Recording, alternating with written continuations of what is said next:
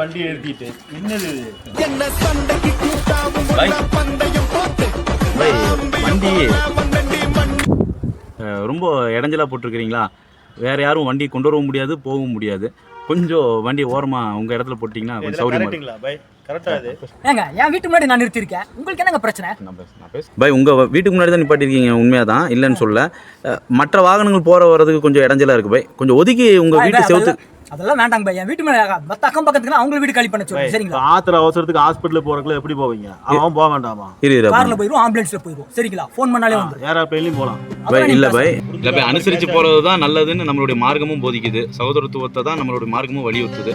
அண்டை வீட்டார்களுடைய உரிமை என்ன அப்படிங்கிறத நபிகள் நாயகம் ஸல்லல்லாஹு அலைஹி வஸல்லம் நிறைய இடத்துல சொல்லியிருக்கிறாங்க. நீங்களும் அதை கொஞ்சம் அனுசரித்து போனீங்கன்னா 2 பேருக்குமே நல்லா தான் இருக்கும் பை. இன்ஷாஅல்லாஹ் நீங்கள் புரிஞ்சுக்குவீங்க. எவருடைய நாவு, கைகள் ஆகியவற்றின் கெடுதிகளிலிருந்து மற்ற எல்லா முஸ்லிம்களும் பாதுகாக்கப்பட்டவர்களாக இருக்கிறார்களோ அவர்தான் முஸ்லிம்.